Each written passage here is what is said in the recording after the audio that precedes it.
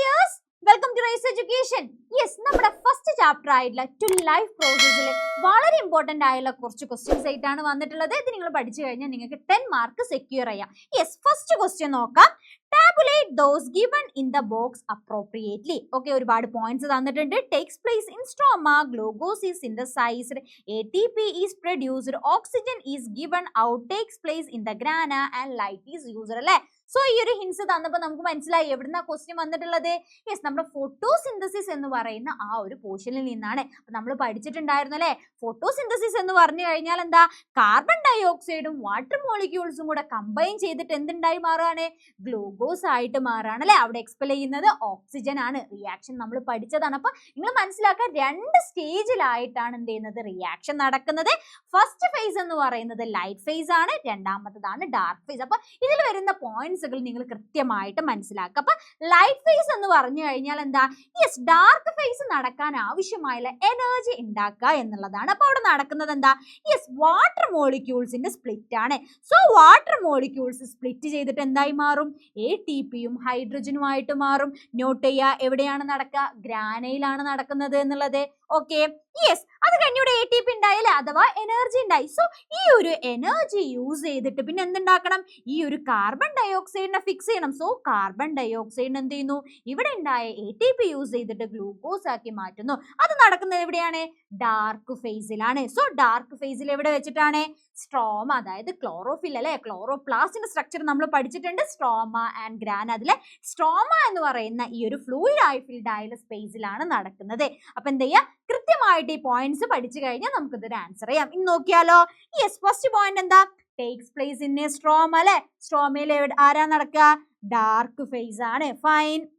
Next എന്താ, glucose is synthesised. Glucose എവിടെയാണ്, dark ഫേസിലല്ലേ. കാരണം എന്താ, ഇവിടെ വാട്ടർ സ്പ്ലിറ്റിംഗ് ആണ് നടക്കുന്നത്. അവിടുന്ന് എനർജി ഉണ്ടായിട്ടാണ് എന്ത് ചെയ്യുന്നത്, ഗ്ലൂക്കോസ് സിന്തസൈസ് ചെയ്യുന്നത്. അതെവിടെയാണ്, ഡാർക്ക് ഫേസിലാണ്. Fine. Next ATP is produced അല്ലേ. സോ ATP പ്രൊഡ്യൂസ് ചെയ്യുന്നത് എവിടെയാണ്, യെസ്, ഫസ്റ്റ് സ്റ്റേജിലാണ്. കാരണം അവിടെ എനർജി പ്രൊഡ്യൂസ് ചെയ്തിട്ട് വേണം ഡാർക്ക് ഫേസിലേക്ക് പോവാൻ വേണ്ടിയിട്ട്. ഫൈൻ. അടുത്തതാണ് oxygen is given out. Yes, oxygen എവിടെയാ, യെസ്, ഇവിടെ വാട്ടർ മോളിക്യൂൾ സ്പ്ലിറ്റ് ചെയ്തിട്ടാണ് ആരുണ്ടാവുന്നത്, ഹൈഡ്രജനും ATP ഉണ്ടാകുന്നില്ലേ, പിന്നെ ഒരു ഓക്സിജൻ ആണ് ഇവിടെ ഉള്ളത്. സോ ഓക്സിജൻ എന്ത് ചെയ്യുന്നുണ്ട്, എക്സ്പെൽ ചെയ്യുന്നുണ്ട്. So that is in the എവിടെയാണ്, യെസ്, ലൈറ്റ് ഫേസിലാണ്, ഫസ്റ്റ് ഫേസിലാണ്. നെക്സ്റ്റ് എന്താണ് വരുന്നത്, ലൈറ്റ് ഈസ് നോട്ട് യൂസ്ഡ് അല്ലെ. സോ ലൈറ്റ് യൂസ് ചെയ്യാത്തത് എവിടെയാണ്, ഡാർക്ക് ഫേസിലാണ്. സോ അടുത്തതാണ് takes place in a grana. ഗ്രാനയിൽ ഏതാണ്, യെസ്, ലൈറ്റ് ഫേസ് ആണ് നടക്കുന്നത്. So fine. അപ്പൊ ഇതെന്താ ചെയ്യാ, ഈ ഒരു പോർഷൻസ് പഠിച്ചു കഴിഞ്ഞാൽ കൃത്യമായിട്ട് നമുക്ക് എന്ത് ചെയ്യും, യെസ്, 3 മാർക്സ് കിട്ടുന്നതാണ്. ഓക്കെ, അടുത്ത ക്വസ്റ്റ്യനിലേക്ക് പോയാലോ. Yes, process of a photosynthesis are given below. Analyze and choose the correct answer from the following. Okay, വായിച്ചു നോക്കാം. During the dark phase, water split into the hydrogen and oxygen. During the dark phase എന്നാണ് പറഞ്ഞിട്ടുള്ളത്. അപ്പൊ നിങ്ങൾ എന്ത് ചെയ്യുക, question paper എടുക്കുക, വായിക്കുന്ന സമയത്ത് തന്നെ അവിടെ മാർക്ക് ചെയ്യുക. ഇത് റൈറ്റ് ആണോ റോങ് ആണോ. ഡെഫിനറ്റ്ലി റോങ് ആലേ, നമ്മൾ നേരത്തെ പഠിച്ചു. ഇവിടെ എന്താ, ഡാർക്ക് ഫേസ് എന്നാ പറഞ്ഞത്. ഒബ്വിയസ്ലി ഡാർക്ക് ഫേസിലല്ല, എവിടെയാണ്, യെസ്, ലൈറ്റ് ഫേസിലാണ് നടക്കുന്നത്. സോ ലൈറ്റ് ഫേസിൽ എനർജി ഉണ്ടായിട്ട് വേണം എന്ത് ചെയ്യാന്, ഡാർക്ക് ഫേസ് നടക്കാൻ. ഫൈൻ. അടുത്ത് നോക്കാം. During the light phase, oxygen is expelled അല്ലെ. തൊട്ട് മുന്നേ നമ്മൾ പറഞ്ഞിട്ടുള്ളൂ, ലൈറ്റ് ഫേസിലാണ് ഓക്സിജൻ എക്സ്പെൽ ചെയ്യുന്നത്. ഫൈൻ. അടുത്ത് നോക്കാം. During dark phase, glucose is formed by combining hydrogen and carbon dioxide. ശ്രദ്ധിക്കുക, ഡാർക്ക് ഫേസിലാണ് glucose is formed. Fine, correct ആണ്. By combining hydrogen and carbon dioxide അല്ലേ. യെസ്, ഇവിടെ ഹൈഡ്രജൻ ഉണ്ടാവുന്നുണ്ട്. സോ ഇവിടുന്ന് കാർബൺ ഡയോക്സൈഡും വരുന്നുണ്ട്. അതും കൂടെ കമ്പൈൻ ചെയ്തിട്ടാണ് ഗ്ലൂക്കോസ് ഉണ്ടാവുന്നത്. So this is right answer. അപ്പൊ നിങ്ങൾ ഇങ്ങനെ മാർക്ക് ചെയ്യുക, എന്നിട്ട് വേണം നിങ്ങൾ ഓപ്ഷനിലേക്ക് പോവാൻ. അപ്പൊ ഫസ്റ്റ് വായിച്ചു നോക്കാം അല്ലെ. 1 ഈസ് കറക്റ്റ് എന്നാ പറഞ്ഞപ്പോ ഇത് ഈ ഒരു ആൻസർ എന്ന് പറയുന്നത് തെറ്റാണ്. അടുത്ത് നമുക്ക് വായിക്കാം. 1 ഇൻകറക്റ്റ് എന്നാണ് പറഞ്ഞിട്ടുള്ളത്. ആൻഡ് 2 and 3 കറക്റ്റ് അല്ലെ. കണ്ടോ, 2 and 3 correct. This is the right answer. അപ്പൊ നിങ്ങൾ ഇങ്ങനെയുള്ള ക്വസ്റ്റ്യൻസ് വരുന്ന സമയത്ത് ഓപ്ഷൻസിൽ കറക്റ്റ് ആയിട്ട് മാർക്ക് ചെയ്യുക, അല്ലെങ്കിൽ നിങ്ങൾക്ക് കൺഫ്യൂഷൻ വരാനുള്ള ചാൻസ് ഉണ്ട്. കണ്ടോ, അപ്പൊ മിനിമം ഒരു 3 മാർക്കിന്റെയോ അല്ലെങ്കിൽ 4 മാർക്കിന്റെയോ ക്വസ്റ്റ്യൻസ് നമുക്ക് ഈ ഒരു ഫോട്ടോസിന്തസിസുമായിട്ട് റിലേറ്റ് ചെയ്ത് ചോദിക്കാം. അപ്പൊ ഈ ഒരു പോർഷൻ നിങ്ങൾ ഒരിക്കലും സ്കിപ്പ് ചെയ്യരുത്. ഫൈൻ. അടുത്ത ക്വസ്റ്റ്യൻ നോക്കിയാലോ. Yes, illustration showing the structure of a chloroplast is given and analyze it carefully. Answer the following question. Yes, നമുക്ക് നോക്കാം അല്ലെ. നമ്മളോട് പറഞ്ഞത് identify name the part A B C D. പാർട്ടുകൾ എന്ത് ചെയ്യാനാണ്? ഐഡന്റിഫൈ ചെയ്യാനാണ്. യെസ്, ഇത് എന്തിന്റെ സ്ട്രക്ചറാ? നമ്മുടെ ടെക്സ്റ്റിൽ കൊടുത്തിട്ടുള്ള ക്ലോറോപ്ലാസ്റ്റിന്റെ സ്ട്രക്ചർ അല്ലെ. ഓരോന്നും കെയർഫുൾ ആയിട്ട് നിങ്ങൾ നോക്കുക. ഫസ്റ്റ് നമ്മളോട് മാർക്ക് ചെയ്യാൻ പറഞ്ഞിട്ടുള്ളത് ഈ ഒരു പോർഷൻ അല്ലെ. അത് ഏതായിരുന്നു portion? That is the grana. നമ്മൾ പഠിച്ചിട്ടുണ്ട് എന്താ? യെസ്, ഒരുപാട് സ്റ്റോക്കുകൾ കണ്ടെയ്ൻ ചെയ്യുന്ന ഈ ഒരു സ്ട്രക്ചർ കണ്ടോ? ഇതല്ലേ ഗ്രാന? കണ്ടോ?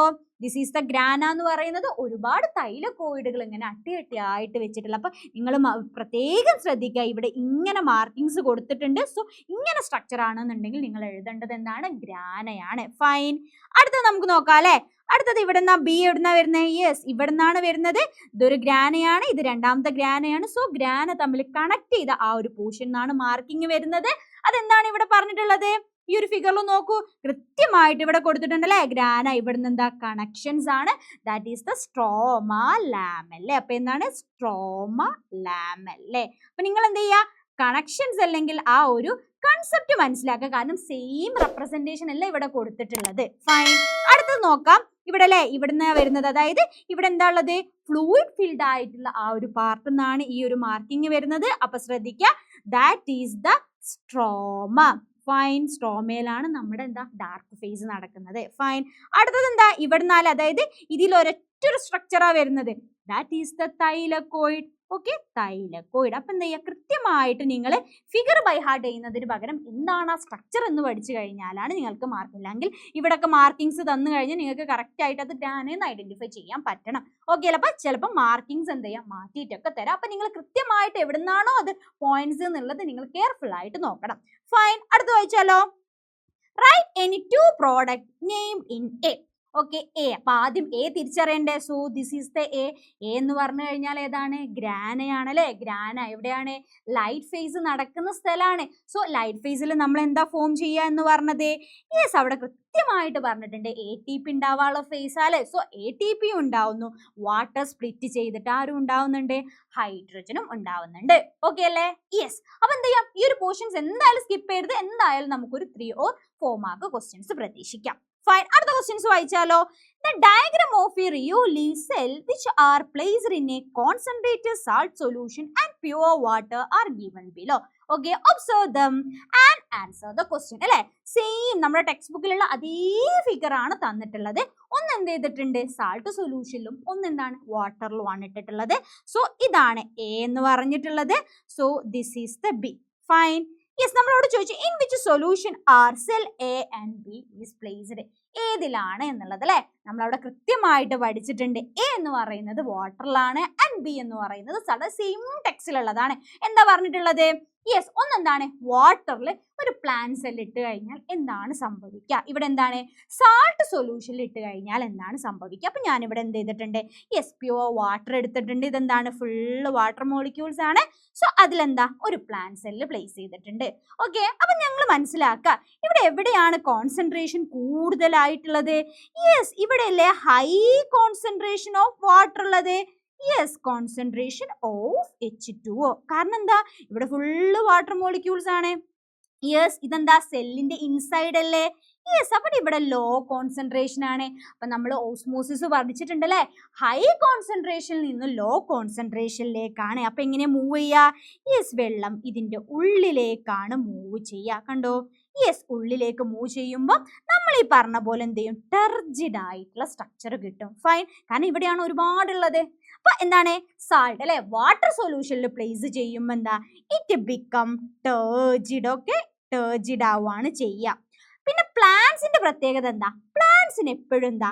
ഒരു സെൽ വാൾ അല്ലെ. നമ്മൾ പ്ലാന്റ്സിന്റെ പ്രത്യേകതയായി പഠിച്ചതാണ്. പ്ലാന്റ്സിന് എന്തുണ്ട്?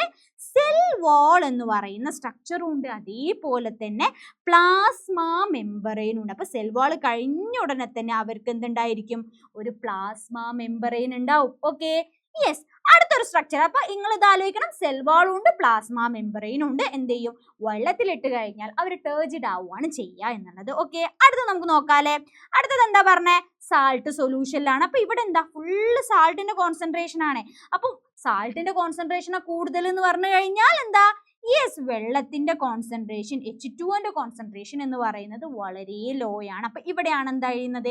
Comparatively high concentration of H2O. അപ്പൊ നമുക്കറിയാലേ, ഹൈയിൽ നിന്ന് ലോയിലേക്കാണ്. സോ സെല്ലിനകത്ത് നിന്ന് പുറത്തേക്കാണ് വെള്ളം മൂവ് ചെയ്യുക. Okay, yes. പക്ഷെ ഇവിടെ നിങ്ങൾ ഫിഗർ കണ്ടോ? യെസ്, ഇവിടെ എന്ത് ചെയ്തിട്ടുണ്ട്? ഇങ്ങനെ അല്ലേ, അതായത് ഔട്ടറുള്ള ആ ഒരു വോളിന് ഒന്നും സംഭവിച്ചിട്ടില്ല. അഥവാ സെൽ വോളിന് ഒരു മാറ്റവും സംഭവിച്ചിട്ടില്ല. കാരണം എന്താ? സെൽ വോൾ വളരെ തിക്കായിട്ടുള്ള ലെയർ ആണ്. ഇവിടുന്ന് എന്ത് ചെയ്യും? വെള്ളം പുറത്തേക്ക് പോയി കഴിഞ്ഞാലും ഉള്ളിലുള്ള ആ ഒരു പ്ലാസ്മ മെമ്പറൈൻ അല്ലേ, നമ്മൾ പറഞ്ഞു ഇവർക്കൊക്കെ എന്താ? ഒരു പ്ലാസ്മ മെമ്പറൈൻ എന്ന് പറയുന്ന ലെയർ ഉണ്ട്. സോ ആ ലെയർ ആണ് ആക്ച്വലി എന്ത് ചെയ്യുക? ഇൻടാക്ട് ചെയ്യുക. അതാണ് ഇവിടെ കൊടുത്തിട്ടുള്ളത്. കണ്ടോ? യെസ്, വെള്ളം പുറത്തേക്ക് പോകുന്നുണ്ട്, ബട്ട് ആ ഒരു സെൽ വാൾ അതുപോലെ നിൽക്കും.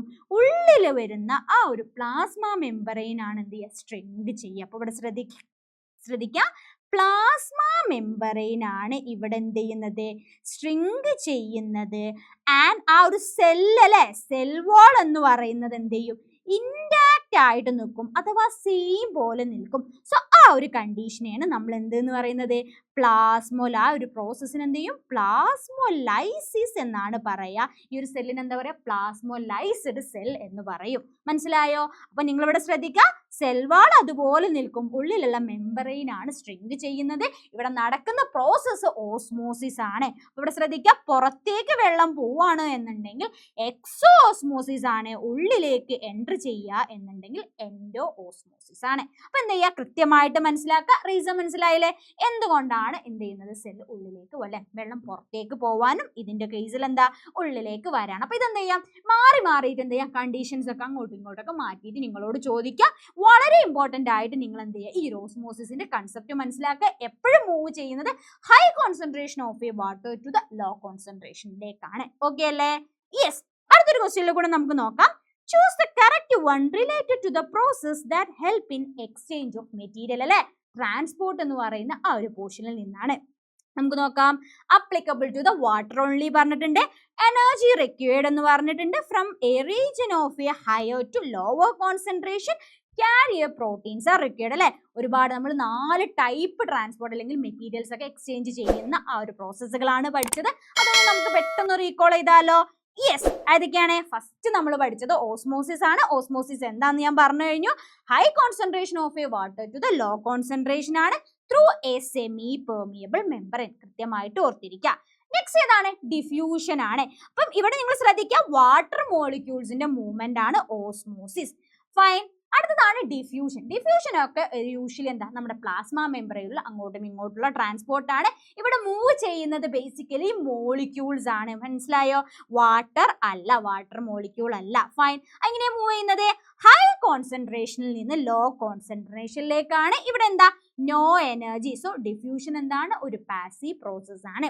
ഓക്കെ. അടുത്തത് എന്താണ്? നമ്മൾ ഫെസിലിറ്റേറ്റഡ് ഡിഫ്യൂഷൻ ആ. സോ ഇവിടെ ഡിഫ്യൂഷൻ അല്ലേ. അപ്പൊ എങ്ങനെയാ ഉണ്ടാവുക? ഹൈയിൽ നിന്ന് ലോ കോൺസെൻട്രേഷനിലേക്കാണ് മൂവ് ചെയ്യുന്നത്. No energy. പക്ഷെ ഇവിടെ ഫെസിലിറ്റേറ്റഡ് അല്ലെ, ആരോ ഫെസിലിറ്റേറ്റ് ചെയ്യുന്നുണ്ട്. അതാരാണ്? കാരിയർ പ്രോട്ടീൻസോ അല്ലെങ്കിൽ ചാനൽ പ്രോട്ടീൻസോ ആയിരിക്കും. അപ്പൊ കൃത്യമായിട്ട് എന്ത് ചെയ്യുക? ഡിഫറൻഷിയേറ്റ് ചെയ്യാൻ അറിഞ്ഞിരിക്കണം. അടുത്ത ലാസ്റ്റ് ഒരാളും കൂടെ നമ്മൾ പഠിച്ചു അല്ലെ. That is the active transport ആണ്. സോ ആക്റ്റീവ് എന്ന് പറഞ്ഞു കഴിഞ്ഞാൽ എന്താ? എനർജി വേണം നിങ്ങളെ മനസ്സിലേക്ക് വരേണ്ടത്. സോ എനർജി റിക്വയർഡ് ആണ്. So ATP. അടുത്തത് എന്താ? ലോ കോൺസെൻട്രേഷനിൽ നിന്ന് ഹൈ, അതായത് എവിടെയാണോ കുറവ് കോൺസെൻട്രേഷൻ ഉള്ളത് അവിടുന്ന് വീണ്ടും കൂടുതലുള്ള സ്ഥലത്തേക്ക് പോകുന്നത് കൊണ്ടാണ് ഇവിടെ എനർജി വേണ്ടത്. So this is the active transport. Okay. And note ചെയ്യുക, കാരിയർ പ്രോട്ടീൻസ് വേണം എന്നുള്ളത്. അപ്പൊ കൃത്യമായിട്ട് ഈ 4 ടൈപ്പ് നിങ്ങൾക്ക് മാറിപ്പോവാതെ നിങ്ങൾ ഓർത്തിരിക്കണം. എന്നാലാണ് നിങ്ങൾക്ക് എന്ത് ചെയ്യാൻ പറ്റുള്ളൂ? ഇത് ആൻസർ ചെയ്യാൻ പറ്റുള്ളൂ. ഓക്കെ, നമുക്ക് വായിച്ചു നോക്കാം. Applicable to the water only. ഞാൻ നേരത്തെ പറഞ്ഞു ആരായിരുന്നു? അത് ഓസ്മോസിസിന് മാത്രമുള്ള പ്രത്യേകതയാണ്. അപ്പൊ നിങ്ങൾ എന്ത് ചെയ്യുക? എഴുതാ ഓസ്മോസിസ്. ഫൈൻ. അടുത്ത നമുക്ക് നോക്കാം അല്ലെ.